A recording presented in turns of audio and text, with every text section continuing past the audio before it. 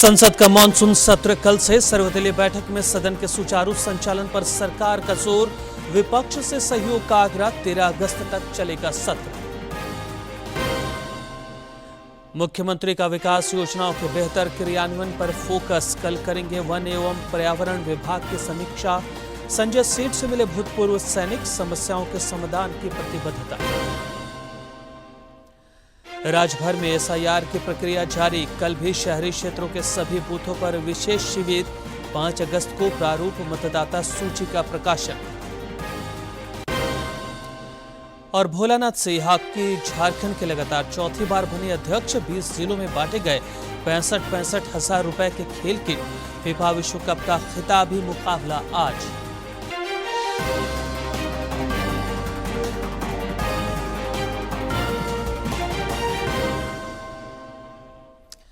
नमस्कार, खबरें झारखंड में स्वागत है आपका। मैं हूं रियाज आलम और अब समाचार विस्तार से। संसद का मानसून सत्र कल से शुरू हो रहा है, जो 13 अगस्त तक चलेगा। लोकसभा सचिवालय की ओर से जारी संभावित कार्यसूची के अनुसार इस सत्र में सरकार 5 महत्वपूर्ण विधेयक पेश कर सकती है। सदन के सुचारू संचालन पर सरकार का फोकस है। इधर सर्वदलीय बैठक में आज विभिन्न राजनीतिक दलों के फ्लोर लीडर शामिल हुए। रक्षा राज्य मंत्री राजनाथ सिंह की अध्यक्षता में आयोजित इस बैठक में सरकार का सदन के सुचारू संचालन पर जोर रहा। संसदीय कार्य मंत्री किरेन रिजिजू ने कहा कि सभी पार्टियां सुचारू संचालन में सहयोग करें, ताकि देश और जनहित में सत्र का सदुपयोग हो सके। नाराज थे, जिसके चलते उन्होंने सर्वदलीय बैठक का सांकेतिक विरोध किया। टीएमसी सांसद महुआ मोइत्रा ने कहा कि आज कांग्रेस, समाजवादी पार्टी, डीएमके, झारखंड मुक्ति मोर्चा, आम आदमी पार्टी, नेशनल कॉन्फ्रेंस और लेफ्ट पार्टियां और शिवसेना यूपीटी समेत पूरा विपक्ष सर्वदलीय बैठक से विरोध स्वरूप बाहर निकल आया। सांकेतिक विरोध के बाद विपक्षी सांसद वापस बैठक में शामिल हो गए। वहीं इस बैठक में शामिल होने से पहले कांग्रेस सांसद प्रमोद तिवारी के मानसून सत्र के लिए 9 मुद्दे उन्होंने गिनाए, जिसमें राम मंदिर ट्रस्ट का मुद्दा, बेरोजगारी, पेपर लीक, एथेनॉल ब्लेंडिंग और किसानों के जुड़े कई अहम मुद्दे इसमें शामिल हैं। इसके साथ साथ विपक्ष ने इस बात को भी साफ कर दिया है कि वो महिला आरक्षण के मुद्दे पर साथ तो हैं, लेकिन परिसीमन का विरोध जारी रहेगा। तो आज की सर्वदलीय बैठक से ये बात तो साफ हो गई है कि कल से शुरू हो रहा जो मानसून सत्र है बेहद हंगामेदार रहने वाला है। संसद का मानसून सत्र कल से शुरू होगी। आज सरकार ने ऑल पार्टी का फ्लोर लीडर्स का बैठक बुलाया है। हम पूरे पॉलिटिकल पार्टीज को अनुरोध करते हैं कि ये जो मानसून सत्र है इसको अच्छी तरह से चलाने में सब योगदान करें, सहयोग करें। पार्लियामेंट सबका है और सरकार जो भी बिजनेस बिल्स लेके आएंगे, मैं उम्मीद करता हूं कि सारे अपोजिशन पार्टीज और रूलिंग पार्टी सारे मेंबर्स अच्छी तरह से हिस्सा लेंगे। पार्लियामेंट जितना अच्छा से चलेगा उतना ही देश का भला होगा। मुख्यमंत्री हेमंत सोरेन कल वन एवं पर्यावरण विभाग के कामकाज की समीक्षा करेंगे। इस सप्ताह उन्होंने 13 जुलाई को उच्च एवं तकनीकी शिक्षा विभाग की समीक्षा की थी। मुख्यमंत्री ने 15 जुलाई को पथ निर्माण विभाग और 17 जुलाई को कृषि विभाग के कामकाज की उच्च स्तरीय समीक्षा की और कई निर्देश दिए। श्री सोरेन ने कृषि विकास और किसान कल्याण से जुड़ी योजनाओं के बेहतर क्रियान्वयन पर बल दिया। उन्होंने कहा कि किसानों की समृद्धि सरकार की प्राथमिकता है। रक्षा राज्य मंत्री संजय सेठ से आज उनके रांची आवास पर कई लोगों ने मुलाकात की। श्री सेठ से भूतपूर्व सैनिकों ने भी मुलाकात और संवाद किया। रक्षा राज्य मंत्री इस दौरान उनकी समस्याओं से अवगत हुए और समाधान की दिशा में सकारात्मक पहल का भरोसा दिलाया। पूर्व मुख्यमंत्री अर्जुन मुंडा ने मुख्यमंत्री हेमंत सोरेन को पत्र लिखकर उनका ध्यान खूंटी में कथित लापरवाही की वजह से एक महिला की मौत के मामले की ओर आकृष्ट कराया है। इस पत्र में श्री मुंडा ने मुख्यमंत्री से Birsa institute of medical science and research centre Khunti में चिकित्सकीय लापरवाही के कारण हुई मौत की उच्च स्तरीय, निष्पक्ष और समयबद्ध जांच कराने की मांग की है। पूर्व मुख्यमंत्री ने साथ ही आदिवासी बहुल एवं सुदूरवर्ती क्षेत्रों में स्वास्थ्य सेवाओं में सुधार को लेकर श्री सोरेन को कई सुझाव भी दिए हैं ताकि स्वास्थ्य व्यवस्था को दुरुस्त किया जा सके। नेता प्रतिपक्ष बाबूलाल मरांडी ने आरोप लगाया है कि अधिकारी जन सरोकार के मुद्दे पर उदासीन हैं। कार्यों के लिए जनता को महीनों कार्यालयों के चक्कर लगाने पड़ते हैं। श्री मरांडी गिरिडीह के डुमरी प्रखंड कार्यालय के समक्ष आयोजित धरना प्रदर्शन को कल संबोधित कर रहे थे। इस दौरान उन्होंने कहा कि जनता के अधिकारों से खिलवाड़ किसी भी कीमत पर बर्दाश्त नहीं की जाएगी। उन्होंने कहा कि जमीन की रसीद नहीं काटे जाने पर क्षेत्र की जनता कार्यालयों का चक्कर लगाने को मजबूर है। श्री मरांडी ने कहा कि 15 अगस्त तक समस्याओं का समाधान नहीं हुआ तो वे खुद ग्रामीणों के साथ डीसी कार्यालय के समक्ष धरना पर बैठेंगे। भाई रसीद नहीं काटेंगे, भाई हमारी जमीन है, पुश्तैनी जमीन है, आपको तो उसी काम के लिए बिठाया गया है कि रसीद काटना लोगों का।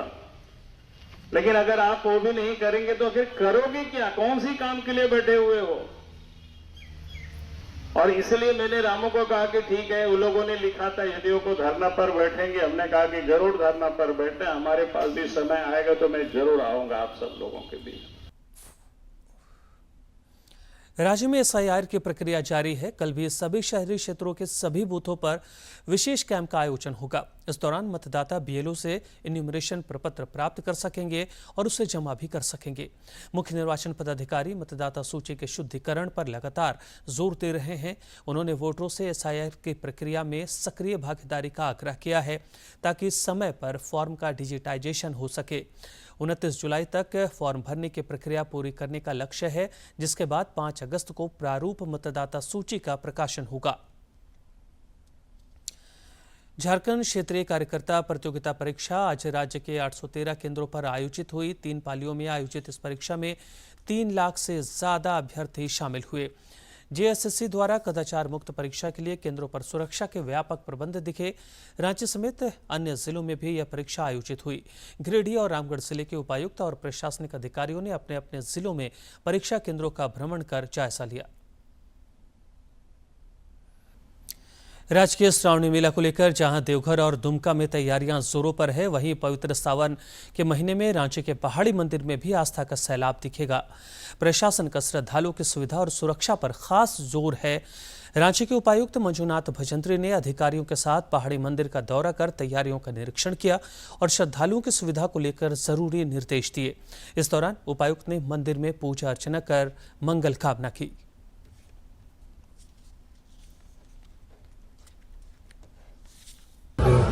मंदिर में जितने भी छोटे मोटे अभी भी जो काम जो चल रहे हैं उसको फाइनल करने के लिए हम लोगों ने पुलिस को निर्देश दिया। बिजली का प्रॉपर उसको सेफ्टी के पॉइंट ऑफ व्यू उसको भी देखेंगे। उसके बाद तो महिला को किसी तरह का समस्याएं नहीं आए और उसके लिए भी और कुछ वॉलंटियर्स और महिला बल का भी यहाँ रहेंगे उस समय और मेडिकल सर्विसेज भी उपलब्ध रहेंगे और किसी तरह की कोई भी समस्या असुविधा श्रद्धालुओं को नहीं है। उसके लिए जिला प्रशासन पूरी तैयारी कर रही है। जमशेदपुर में पुलिस ने अपहरणकर्ताओं के चंगुल से एक नाबालिग को बचा लिया है। भुइयाडीह कोर्ट के पास से 15 जुलाई को एक नाबालिग को पिस्तौल दिखाकर थार वाहन से अपहरण कर लिया गया था। सूचना मिलते ही पुलिस ने कार्रवाई करते हुए उलीडीह क्षेत्र से नाबालिग को सकुशल बरामद कर लिया। मामले में 2 अपहरणकर्ताओं को पुलिस ने गिरफ्तार किया है। इस घटना में इस्तेमाल किए गए वाहन को भी पुलिस ने जब्त कर लिया है। पुलिस के अनुसार यह घटना 2 गैंग की आपसी रंजिश का नतीजा है। मुख्य आरोपी अजीत मंडल अभी फरार है, जिसकी तलाश जारी है। पुलिस द्वारा गिरफ्तार किया गया है और इस चीज़ में जितना भी टेक्निकल और बहुत सारा एविडेंस था वो हमारे बहुत काम आया और उसमें जितने भी लोगों की संलिप्तता थी उनमें से 2 लोग हमारी गिरफ्त में हैं और कुछ लोग हैं जिनको अभी कार्रवाई करना, अगर उनका नाम आता है तो उसमें बेहतर कार्रवाई पुलिस द्वारा की जाएगी। तो इसमें एक व्यक्ति कृष्णा यादव उर्फ दबंग, जिसकी 23 साल उम्र है और सुमारी थाना क्षेत्र का रहने वाला है। इस पर कोई केस नहीं अभी तक मिला है, लेकिन जो दूसरा व्यक्ति है मोनी मोहंती उर्फ चितरंजन मोहंती, इस पर अगर हम देखें तो अभी तक कुल 12 मामले। जमशेदपुर के टिन प्लेट सब्जी मार्केट में अपराधियों ने सरेआम हवाई फायरिंग कर पूरे इलाके में दहशत फैला दी। बताया जा रहा है कि 1 लाख रुपए की रंगदारी देने से इनकार करने पर कुछ युवकों ने इस दुस्साहसिक घटना को अंजाम दिया। फायरिंग की आवाज सुनते ही बाजार में अफरा तफरी मच गई। सूचना के बाद गोलमुरी थाना पुलिस मौके पर पहुंची।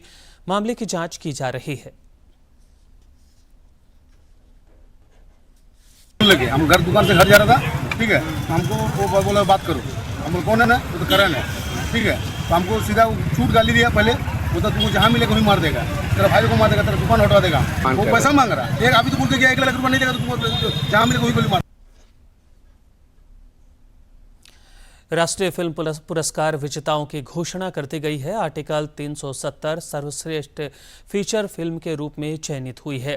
नन फीचर फिल्म कैटेगरी में 47 शॉर्ट फिक्शन फिल्म आंगेन के लिए रवि राज मुर्मू को best debut film of the director के राष्ट्रीय पुरस्कार के लिए चुना गया है।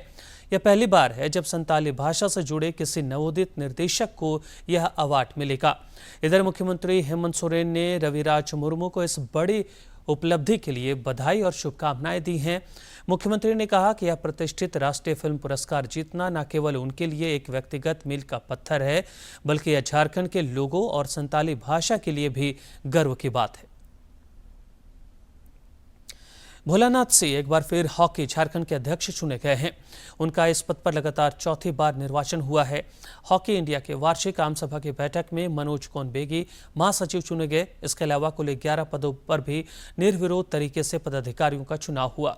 मौके पर हॉकी को बढ़ावा देने के लिए 20 जिलों में 65 हजार रुपए के खेल किट बांटे गए।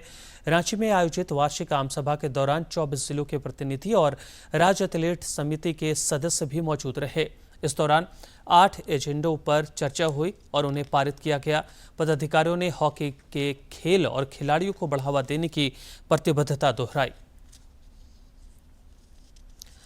फीफा विश्व कप फुटबॉल का आज फाइनल खेला जाएगा। खिताबी मुकाबला अर्जेंटीना और स्पेन के बीच होगा। दोनों ही टीमें पूरी लय में नजर आ रही हैं। ऐसे में कांटे की टक्कर की उम्मीद है।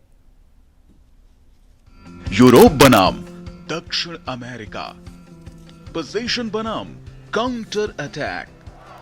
फीफा विश्व कप का कारवां अब अपने अंतिम पड़ाव पर पहुंच गया है। एक तरफ है मौजूदा चैंपियन अर्जेंटीना, तो दूसरी तरफ है यूरोप की नई ताकत स्पेन।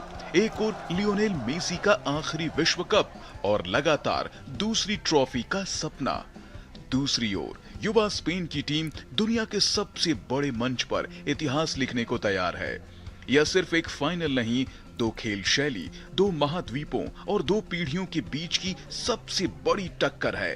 अर्जेंटीना अगर यह मुकाबला जीतता है तो लगातार दूसरी बार विश्व कप जीतकर 1958 और 1962 में ब्राजील के बाद ऐसा करने वाली पहली टीम बन जाएगा। वहीं स्पेन 2010 के बाद अपना दूसरा विश्व कप खिताब जीतने के इरादे से मैदान में उतरेगा। दोनों टीमों ने फाइनल तक का सफर शानदार अंदाज में तय किया है। अर्जेंटीना ने सेमीफाइनल में इंग्लैंड को 2-1 से हराया, जबकि स्पेन ने फ्रांस को 2-0 से मात देकर फाइनल का टिकट हासिल किया। पूरे टूर्नामेंट में अर्जेंटीना ने अपने सभी 7 मुकाबले जीते हैं, जबकि स्पेन 6 जीत और 1 ड्रॉ के साथ अजेय रहते हुए फाइनल तक पहुंचा है। अटैक बनाम डिफेंस, इस महामुकाबले की सबसे बड़ी कहानी होगी अर्जेंटीना का तूफानी अटैक बनाम स्पेन की लोहे जैसी डिफेंस। अर्जेंटीना टूर्नामेंट की सबसे ज्यादा गोल करने वाली टीमों में शामिल है, जबकि स्पेन ने सबसे कम गोल खाए हैं और 5 क्लीन शीट के साथ अपनी रक्षात्मक मजबूती का दम दिखाया है। स्पेन का पोजीशन गेम विरोधियों को थका देता है, जबकि अर्जेंटीना के तेज काउंटर अटैक कुछ ही सेकंड में मैच का रुख बदल सकते हैं। यह मुकाबला दुनिया की नंबर 1 और नंबर 2 टीमों के बीच है, इसलिए हर पास, हर टैकल, हर सेव और हर गोल इतिहास का हिस्सा बन सकता है। दोनों गोलकीपर शानदार फॉर्म में हैं और फाइनल का दबाव उनके धैर्य की भी सबसे बड़ी परीक्षा लेने वाला है। अनुभव बनाम युवा जोश, फाइनल में अनुभव और युवा जोश की भी सीधी भिड़ंत होगी। एक तरफ मेसी हैं जो अपनी विरासत को अमर बनाने के लिए आखिरी बार विश्व कप ट्रॉफी उठाने का सपना देख रहे हैं। दूसरी तरफ यामाल हैं जो नई पीढ़ी के सबसे बड़े सितारे के रूप में दुनिया के सामने अपनी पहचान हमेशा के लिए दर्ज कराना चाहते हैं। इन सभी सवालों का जवाब सिर्फ 90 मिनट या शायद उससे भी ज्यादा समय में मिलेगा, जब इतिहास के पन्नों में हमेशा के लिए एक टीम का नाम दर्ज हो जाएगा, विश्व विजेता के रूप में। Sports desk, DD news. Glasgow Commonwealth games के उद्घाटन समारोह में ओलंपिक पदक विजेता मीराबाई चानू भारत की ध्वजवाहक होंगी, वहीं लवलीना बोरगोहेन बैटन वाहक होंगी। ओलंपिक पदक विजेता भारोत्तोलक मीराबाई चानू और मुक्केबाज लवलीना बोरगोहेन ग्लासगो में होने वाले राष्ट्रमंडल खेलों के उद्घाटन समारोह में भारत की ध्वज और बैटन वाहक होंगी। भारतीय ओलंपिक संघ ने शनिवार को यह घोषणा की है। कॉमनवेल्थ गेम का उद्घाटन समारोह 23 जुलाई को आयोजित किया जाएगा। तो ग्लासगो कॉमनवेल्थ गेम 2026, जहां सबकी निगाहें टिकी हुई हैं ओलंपिक पदक विजेता मीराबाई चानू और मुक्केबाज लवलीना बोरगोहेन में, जो ग्लासगो में राष्ट्रमंडल खेलों के उद्घाटन समारोह में भारत की ध्वज और बैटन वाहक होने वाली हैं। ये तस्वीरें आप देख रहे हैं और भारतीय ओलंपिक संघ ने ये घोषणा की है। कॉमनवेल्थ गेम का उद्घाटन समारोह आपको बता दें कि 23 जुलाई को आयोजित होना है। भारत की मशहूर बैडमिंटन खिलाड़ी पीवी सिंधु ने जापान ओपन महिला एकल खिताब जीतकर इतिहास रच दिया है। यह उपलब्धि हासिल करने वाली वे भारत की पहली शटलर बनी हैं। केंद्रीय मंत्री अन्नपूर्णा देवी ने जापान ओपन से जुड़ा एक वीडियो साझा कर पीवी सिंधु को इस जीत के लिए बधाई और शुभकामनाएं दी हैं। उन्होंने कहा कि यह प्रदर्शन करोड़ों युवाओं के लिए प्रेरणा स्रोत है।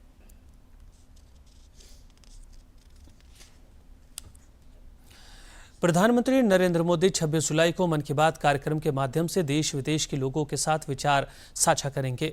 मन की बात कार्यक्रम के लिए 24 जुलाई तक टोल फ्री नंबर पर प्रेरक कहानी, नवाचारी पहल या देशवासियों को प्रेरित करने वाले सुझाव दिए जा सकते हैं। प्रधानमंत्री का आकाशवाणी पर प्रसारित होने वाला यह मासिक लोकप्रिय कार्यक्रम कई जन आंदोलनों का वाहक भी बना है तथा हर महीने लोग इसका बेसब्री से इंतजार करते हैं।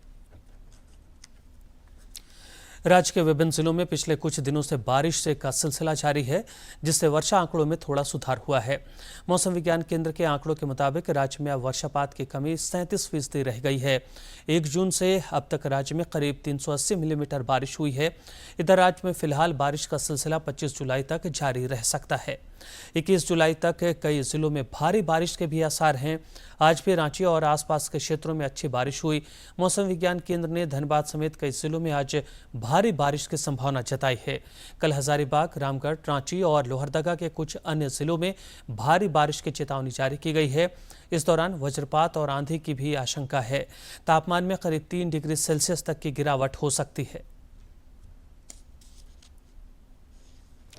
धनबाद में मानसून की पहली तेज बारिश ने ही सड़क और ड्रेनेज व्यवस्था की पोल खोल दी है। लिलोरी मंदिर के समीप बने रेल अंडरपास में महज आधे घंटे की बारिश के बाद ही भारी जल जमाव हो गया।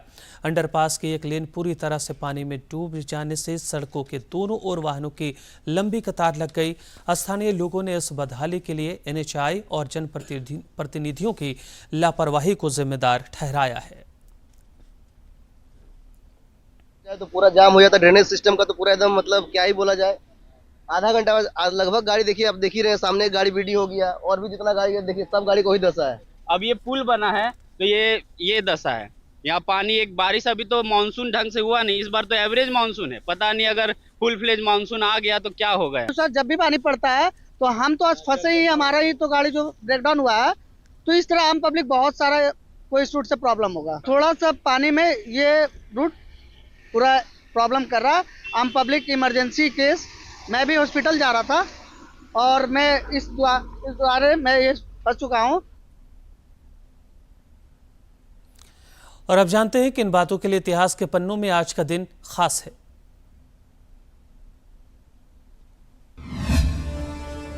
19 जुलाई वर्ष 1827 को मंगल पांडे का जन्म उत्तर प्रदेश में बलिया जिले के नगवा गांव में हुआ था। वे पहले स्वतंत्रता संग्राम के महान क्रांतिकारी थे। मार्च 1857 को स्वतंत्रता संग्राम की शुरुआत मंगल पांडे के पहले सैनिक विद्रोह के साथ हुई।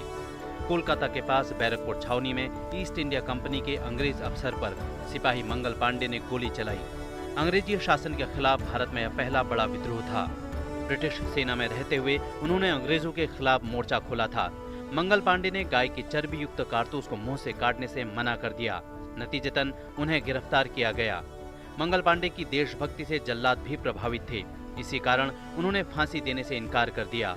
उसके बाद कलकत्ता से जल्लाद बुलाए गए और 8 अप्रैल की सुबह बैरकपुर के परेड ग्राउंड में पहले स्वतंत्रता संग्राम के नायक मंगल पांडे को फांसी दी गई। 19 जुलाई वर्ष 1969 में देश के 14 बैंकों का राष्ट्रीयकरण किया गया था। लगभग 50 करोड़ रुपए से ज्यादा की पूंजी वाले निजी बैंकों का तत्कालीन प्रधानमंत्री इंदिरा गांधी ने राष्ट्रीयकरण किया। इसी तरह अप्रैल 1980 में निजी क्षेत्र के 6 और बैंकों का राष्ट्रीयकरण किया गया।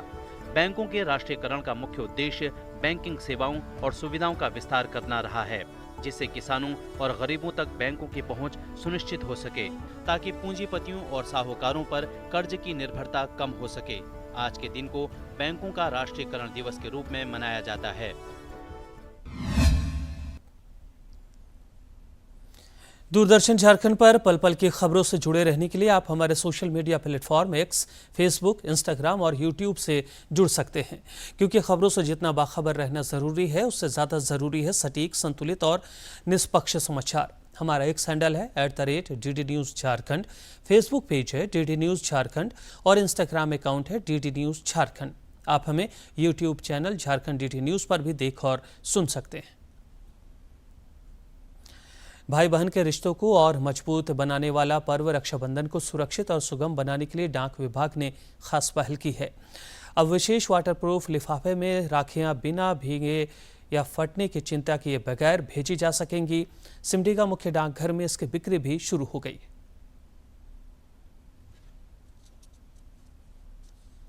भाई की कलाई पर बहन के प्यार की डोर समय पर और सुरक्षित पहुंचे, इसके लिए डाक विभाग ने खास इंतजाम किया है। सिमडेगा मुख्य डाकघर में रक्षा सूत्र अभियान के तहत वाटरप्रूफ लिफाफे उपलब्ध कराए गए हैं, जिसमें राखियां अब बारिश और टूटने फटने की चिंता से मुक्त होकर भेजी जा सकेंगी।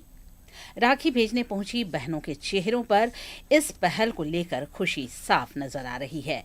उनका कहना है कि वाटरप्रूफ लिफाफे की सुविधा से अब राखी सुरक्षित तरीके से भाइयों तक पहुंच सकेगी। यहाँ पर देख रही हूँ कि राखी का इनवैलप बिक्री हो रहा है जो वाटरप्रूफ है।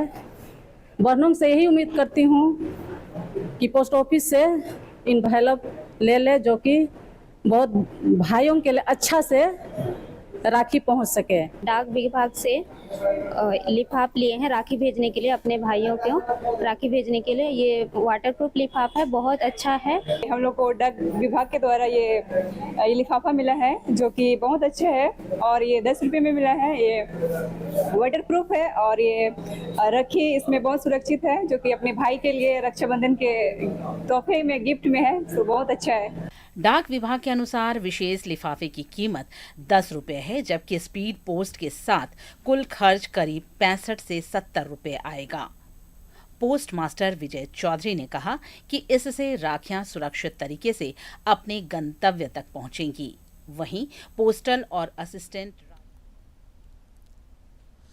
और बुलेटिन के अंत में एक बार फिर से मुख्य समाचार।